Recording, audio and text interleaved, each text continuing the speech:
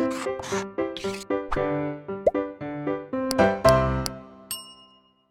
Students, मैं हर्षवर्धन, आपका विज्ञान टीचर, आप सभी का हमारे यूट्यूब चैनल ब्लूप्रिंट डिजिटल में स्वागत करता हूं।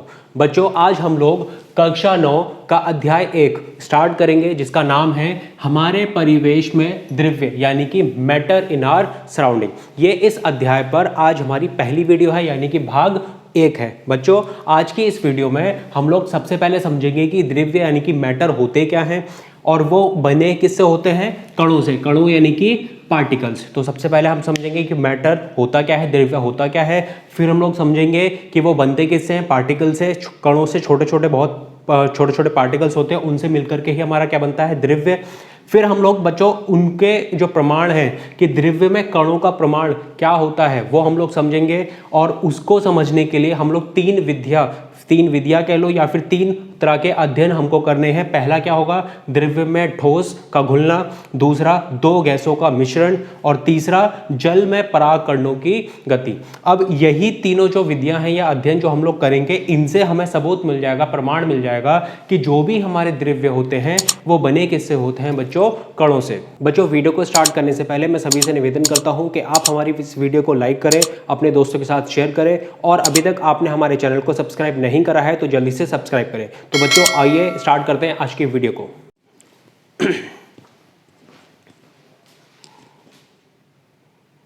बच्चों, इस अध्याय में हमको सबसे पहले जो समझना है वो है कि द्रव्य या मैटर आखिर होते क्या हैं। तो बच्चों, इसको समझने के लिए हमको सिर्फ और सिर्फ 2 ही प्रॉपर्टीज या गुणधर्मों को याद रखना है, और उससे हमें पता चल जाएगा कि द्रव्य आखिर होते क्या हैं। तो बच्चों, जब भी कोई हम लोग बात करें किसी भी वस्तु की या बॉडी की, तो वो द्रव्य कहलाती है तब जब वो 2 गुणधर्मों को फॉलो करेगी। और वो क्या है? पहला कि वो स्थान घेरती हो, और दूसरा उसमें द्रव्यमान यानी कि मास हो। तो कोई भी एक ऐसी वस्तु जो कोई ना कोई जगह घेरेगी, स्पेस घेरेगी, यानी कि स्थान घेरती है, और दूसरा गुणधर्म क्या है कि उसके पास अपना द्रव्यमान यानी कि मास हो, तो वो क्या कहलाती है? द्रव्य कहलाती है। तो देखो, बहुत ही सिंपल है। कोई भी वस्तु जो स्थान घेरती है और जिसमें द्रव्यमान होता है, उसको ही हम लोग क्या बोलते हैं? द्रव्य कहते हैं। तो द्रव्य इक्वल्स टू स्थान घेरना, और दूसरा गुणधर्म क्या आ गया? उसके पास क्या होना चाहिए? अपना द्रव्यमान यानी कि मास होना चाहिए। अब उदाहरण के तौर पर जितनी भी हमारे संसार में वस्तुएं हैं जो स्थान घेरेंगी और द्रव्यमान होगा, वो सारे की सारी ही क्या कहलाती है? द्रव्य कहलाती हैं। अब उदाहरण के तौर पर अगर हम लोग बात करते हैं तो वायु तथा जल, ये दोनों भी क्या है? द्रव्य हैं, क्योंकि इनके पास कोई ना कोई स्थान है जो घेरते हैं, और अपना क्या है? इनके पास द्रव्यमान भी है। तो ये वायु तथा जल हो गया, ये भी क्या कहलाएंगे? द्रव्य कहलाएंगे। इसके अलावा अब जरूरी नहीं है बच्चों कि कोई भी जो वस्तु है वो सॉलिड स्टेट में हो, यानी कि ठोस हो। वो द्रव्य भी हो सकती है, गैस भी हो सकती है, और ठोस भी हो सकती है। वो तीनों स्टेट में से किसी में भी हो, अगर ये दोनों प्रॉपर्टी वो फॉलो करती है कि पहला स्थान घेरती हो और दूसरा उसके पास अपना द्रव्यमान हो, तो वो क्या कहलाती है बच्चों? द्रव्य कहलाती ही है। तो उदाहरण के तौर पर वायु, जल, ये भी द्रव्य कहलाते हैं। हाइड्रोजन हो गया, ऑक्सीजन, जबकि ये गैसेज है लेकिन फिर भी इनके पास स्थान भी घेर रही हैं और इनके पास अपना द्रव्यमान भी है, तो ये भी क्या कहलाएंगे? द्रव्य कहलाएंगी। इसके बाद चीनी तथा बालू, चांदी और स्टील हो गया, तांबा और कोयला हो गया, लोहा और लकड़ी, दूध और तेल, ये सभी के सभी द्रव्य के उदाहरण हैं। बच्चों, हम लोग जब भी बात करते हैं द्रव्य की या मैटर की, तो हम लोग इसको अनेक अनेक प्रकार से वर्गीकृत कर सकते हैं। एक आता है प्राचीन भारतीय दार्शनिकों के अनुसार, और दूसरा आता है आधुनिक दिनों के वैज्ञानिकों के अनुसार। अब जब भी हम लोग प्राचीन भारतीयों के अनुसार बात करते हैं तो वो ये कहते थे कि कोई भी एक द्रव्य है तो वो कितने तत्वों से मिलकर के बना है? टोटल 5 तत्वों से मिलकर के बना होगा। और वो कौन कौन से थे? वायु, पृथ्वी, अग्नि, आकाश और जल। तो इनके अनुसार कोई भी एक ऐसी वस्तु इस संसार में जिसके पास अपना द्रव्यमान होगा और स्थान घेरेगी, उसी को हम लोग क्या बोलते हैं? द्रव्य। और वो द्रव्य कितने तत्वों से मिलकर के बना होता है? 5, जो कि हैं वायु, पृथ्वी, अग्नि, आकाश और जल। अब अगर हम बात करते हैं आधुनिक दिनों के वैज्ञानिकों के अनुसार, तो वो बेसिकली 2 तरीके से वर्गीकृत करते हैं, एक भौतिक गुणधर्म और दूसरा रासायनिक गुणधर्म। वो ये कहते थे कि जो भी द्रव्य है अगर हम उसे भौतिक गुणधर्मों के हिसाब से वर्गीकृत करें तो 3 तरीके से वर्गीकृत करा जा सकता है। पहला है ठोस यानी कि सॉलिड, दूसरा है द्रव्य यानी कि लिक्विड, और तीसरा है गैस। और अगर हम बात करते हैं रासायनिक गुणधर्मों के अनुसार तो उसको भी हम लोग 3 तरीके से वर्गीकृत कर सकते हैं। पहला क्या होगा बच्चों, तत्व, दूसरा क्या होगा यौगिक, और तीसरा क्या होता है मिश्रण। तत्व यानी कि एलिमेंट, यौगिक यानी कि होते हैं कंपाउंड। अब बच्चों अगर हम बात करें रासायनिक गुणधर्मों की तो ये सारे के सारे हम लोग अध्याय 2 में पढ़ेंगे। इस अध्याय में सिर्फ और सिर्फ हमको ये पढ़ना है कि द्रव्य जो है वो भौतिक गुणधर्मों के हिसाब से यानी कि ठोस, द्रव्य और गैस का वर्गीकरण इस अध्याय में हम लोग समझेंगे। बच्चों अभी तक हम लोगों ने समझा कि द्रव्य होते क्या हैं और उनका हम लोग किस प्रकार से वर्गीकरण कर सकते हैं। अब बच्चों यहाँ पर नया टॉपिक क्या आता है कि द्रव्य जो है किस चीज़ से बने होते हैं। तो द्रव्य बच्चों बनते किससे हैं, कणों से। अब जब भी हम लोग किसी भी एक वस्तु की बात करते हैं और उसी वस्तु को हम लोग ने क्या नाम दिया, द्रव्य। और द्रव्य कोई भी वस्तु बनती कैसे है बच्चों, ये हम लोगों ने भी पढ़ा कि उसके पास 2 गुणधर्म होने चाहिए। पहला, उसके पास अपना द्रव्यमान हो और वो स्थानगिरती हो। तो कोई भी जब द्रव्य की बात करेंगे तो वो बच्चों बनता किससे है, बहुत सारे छोटे छोटे कणों से। तो बच्चों हमारे चारों ओर प्रत्येक वस्तु नन्हे नन्हे टुकड़ों अथवा कणों से मिलकर के बनती है। अब उदाहरण के तौर पर अगर हम बात करते हैं बच्चों तो एक छोटी सी वर्षा बूंद, जो हमारी बारिश होती है, तो एक छोटी सी बूंद की अगर हम लोग बात करें तो उसमें लगभग 10 टू द पावर 21 कण होते हैं। अब सोचो एक छोटी सी बूंद के अंदर इतने सारे कण हैं, तो एक अगर बड़ी वस्तु होगी तो उसके पास कितने सारे कण होंगे। तो हम लोग बोल सकते हैं कि कोई भी एक वस्तु है या द्रव्य है वो बनता किस चीज से है, कणों से। अब बच्चों एक चीज और यहाँ पर इंपॉर्टेंट है, वो क्या है कि जो भी कण हैं जिनसे क्या है द्रव्य बन रहा है वो हमेशा क्या रहते हैं, गतिमान रहते हैं। यानी कि उनके पास हमेशा काइनेटिक एनर्जी होती है, वो लगातार गति में रहते हैं, वो एक जगह ठहरते नहीं है। तो 2 चीज ध्यान रखनी है, पहली कि द्रव्य बनता किससे है, कणों से। और ये जो कण हैं जिनसे वो द्रव्य बना है वो निरंतर क्या रहते हैं, गतिमान रहते हैं, वो एक जगह पर स्थिर नहीं होते हैं। और दूसरी चीज बच्चों क्या है कि जो कण है उन्हीं को हम लोग क्या बोलते हैं, या तो परमाणु बोलते हैं जिन्हें बोलते हैं एटम्स, और क्या बोल सकते हैं उन्हें, एक और चीज अणु यानी कि मॉलिक्यूल्स बोल सकते हैं। तो समझने वाली बात यही है कि जितनी भी द्रव्य हैं वो बनते किससे हैं, कणों से। और ये सभी कण हमेशा क्या रहेंगे, निरंतर क्या रहेंगे, गतिमान रहेंगे। अब बच्चों हम लोगों ने ये तो समझ लिया कि द्रव्य होता क्या है और वो किससे मिल करके बनता है, बहुत सारे छोटे छोटे कणों से। लेकिन बच्चों ये जो कण होते हैं वो इतने छोटे छोटे होते हैं कि अगर हम लोग उसे अपनी आंखों से देखना चाहें तो भी वो हमें सही तरीके से दिखाई नहीं देते हैं। यहाँ तक कि हम लोग उच्च शक्ति सूक्ष्मदर्शी यानी कि माइक्रोस्कोप से भी देखना चाहें तभी वो हमें क्लियरली नहीं दिखाई देंगे। अब बच्चों अगर हमें कोई चीज़ दिखाई ही नहीं दे रही है तब हम लोगों ने कैसे बोल दिया कि कोई भी जो द्रव्य है वो बहुत सारे छोटे छोटे कणों से मिलकर के बना है। तो यहाँ पर एक क्वेश्चन तैयार हुआ हमारा कि जो हम लोगों ने बोला था कि द्रव्य बनता किससे है, कणों से, तो जब हमें कण दिखाई ही नहीं दे रहे हैं तो हम लोगों ने कैसे बोला कि जो द्रव्य है वो कणों से मिलकर के बना है।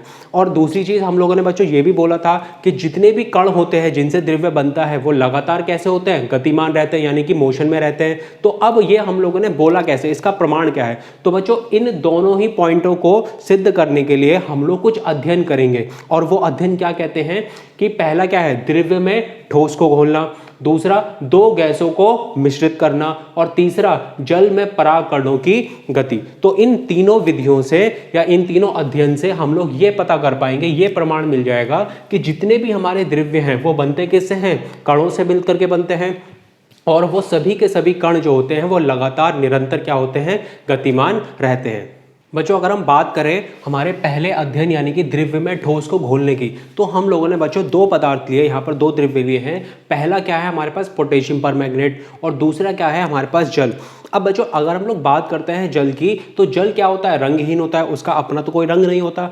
और दूसरी तरफ अगर हम बात करते हैं पोटेशियम परमैंगनेट की, तो उसका रंग क्या होता है, बैंगनी रंग का। अब बच्चों हम लोगों ने इसको समझने के लिए क्या करा, एक बीकर लिया और उस बीकर में जल और पोटेशियम परमैंगनेट को दोनों को डाल दिया।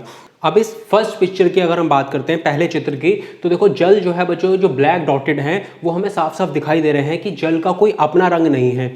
लेकिन जो पोटेशियम परमैंगनेट है उसका तो एक रंग है, और वो क्या रंग था, बैंगनी रंग का। तो जब हम लोगों ने इन दोनों को आपस में मिलाया तो पहले तो हमें वो साफ साफ दिखाई दे रहे हैं कि जल अलग है और पोटेशियम परमैंगनेट अलग है। लेकिन जैसे जैसे थोड़ा टाइम गुजरता है तो धीरे धीरे क्या होता है कि जो पोटेशियम परमैंगनेट का रंग था वो धीरे धीरे पूरे के पूरे बीकर में घुलने लग जाता है और उससे बच्चों होता क्या है, जो जल का रंग था वो धीरे धीरे से बैंगनी रंग में बदलने लगा। देखो यहाँ पर पहले तो जल पूरा का पूरा कैसा था हमारा, एक ही रंग का, वो रंगहीन होता है, लेकिन धीरे धीरे वो जो है रंग जो है वो बदलने लगा और अंत में आते आते बच्चों पूरा का पूरा जो जल था वो भी किस रंग का हो गया, बैंगनी रंग का हो गया। तो यहाँ से बच्चों अगर हम बात करते हैं पहले चित्र से लेकर के तीसरे चित्र में, तो यहाँ पर जल का रंग रंगहीन था, लेकिन यहाँ पर आते आते जल का रंग भी क्या हो गया, बैंगनी रंग का हो गया। अब बच्चों अगर हम इस प्रमाण को बड़े ध्यान से देखें तो हम लोग ये बोल सकते हैं कि यहाँ पर जो इस पहले चित्र की बात करते हैं तो यहाँ पर हम लोग बोल सकते हैं कि यहाँ पर जल के भी कण थे और दूसरी तरफ पोटेशियम परमैंगनेट के भी कण थे, और जैसे ही हम लोगों ने इनको मिलाया तो पहले तो वो बिल्कुल अलग अलग थे, लेकिन धीरे धीरे वो क्या करने लगे, आपस में घुलने लगे, और जब वो पूरे तरीके से अच्छे से घुल गए तो पूरे के पूरे जो जल था उसका रंग एक जैसा हो गया, और वो क्या था, बैंगनी रंग का, और पोटेशियम परमैंगनेट का भी रंग क्या था, बैंगनी रंग का। तो बच्चों इस अध्याय से हमको ये समझ में आता है कि कोई भी जो द्रव्य होता है वो मिलकर के किससे बना होता है, बहुत सारे छोटे छोटे कणों से।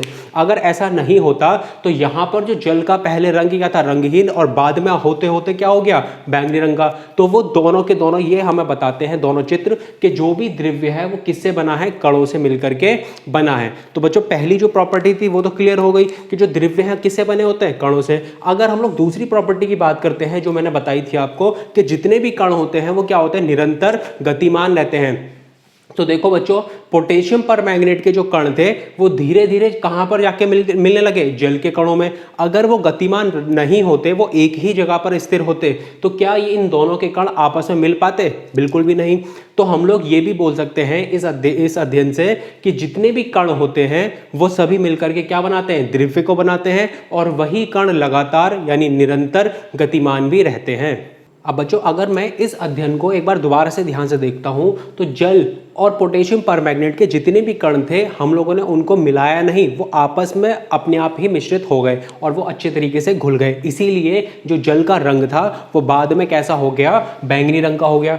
अब बच्चों जब भी किसी दो अलग अलग पदार्थ के कण आपस में अच्छे से घुल मिल जाए, अच्छे से मिश्रित हो जाए, और हमने उनको मिलाया नहीं है, वो अपने आप मिश्रित हो गए, तो उस प्रोसेस को हम लोग क्या बोलते हैं, विसरण बोलते हैं। ध्यान रखिएगा बच्चों, जब दो अलग अलग तरीके के कण आपस में अपने आप मिश्रित हो जाते हैं तो उसको क्या बोलते हैं, विसरण, और इंग्लिश में ही इसको हम लोग क्या बोलते हैं, डिफ्यूजन बोलते हैं।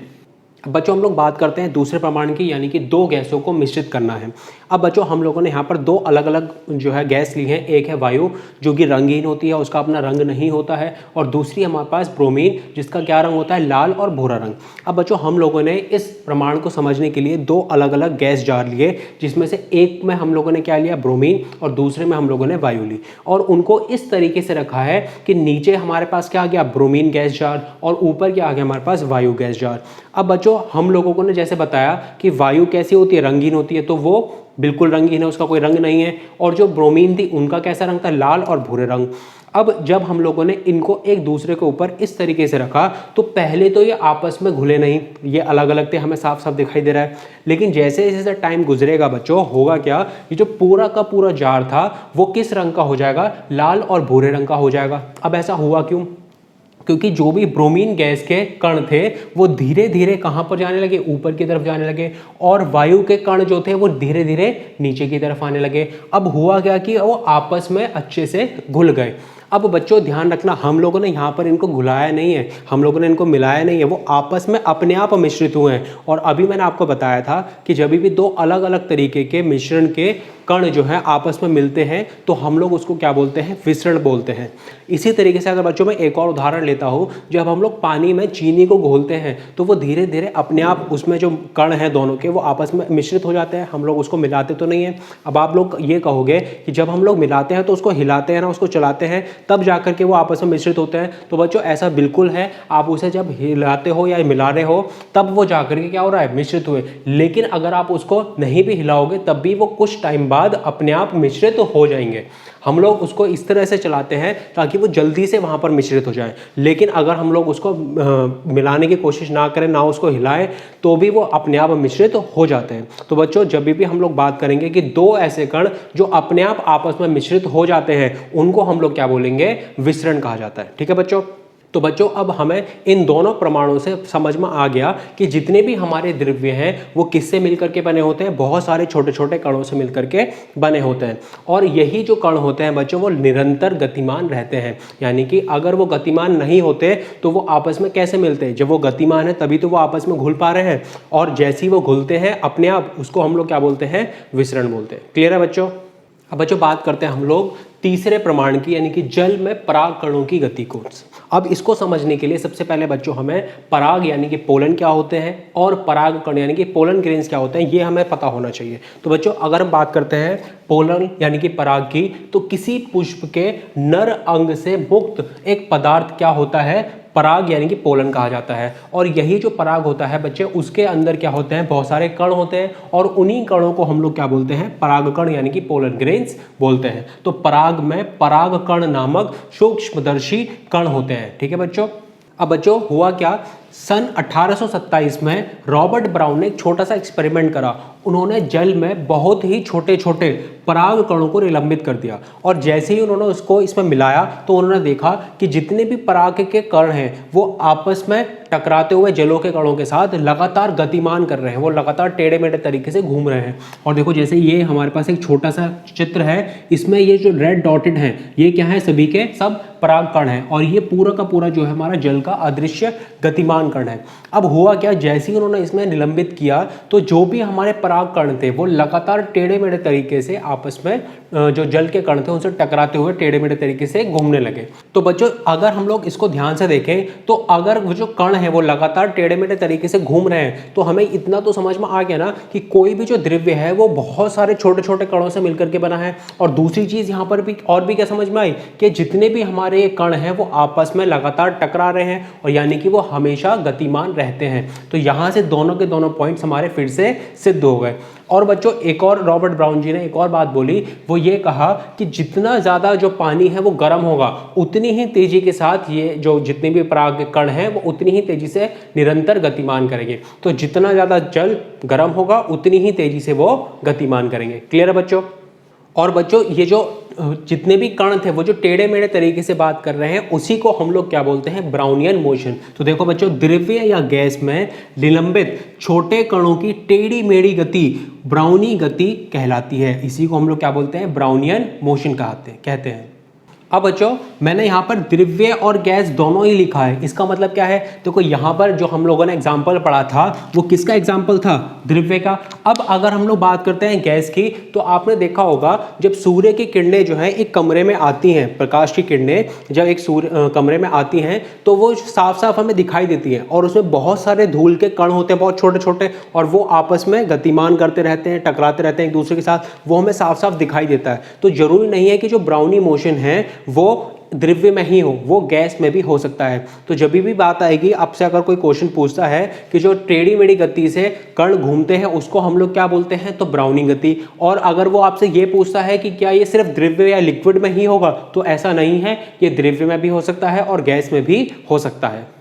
तो बच्चों हम लोगों ने जो तीनों प्रमाण पढ़े उससे हमें ये सिद्ध हो गया कि जितने भी हमारे संसार में द्रव्य हैं वो किससे मिलकर के बने होते हैं? छोटे छोटे बहुत सारे कणों से मिलकर के बने होते हैं। और ये जो कण होते हैं वो लगातार गतिमान रहते हैं, वो आप एक जगह स्थिर नहीं होते हैं, वो लगातार घूमते रहते हैं। क्लियर है बच्चों? तो बच्चों आज की वीडियो के लिए बस इतना ही। आगे के जो टॉपिक हैं वो हम लोग नेक्स्ट वीडियो में पढ़ेंगे। अगर आपको ये वीडियो पसंद आई हो तो इसे लाइक करिए, अपने दोस्तों के साथ शेयर करिए, और हमारे चैनल को सब्सक्राइब करना ना भूलें। तो बच्चों मिलते हैं हम लोग नेक्स्ट वीडियो में। Thank you.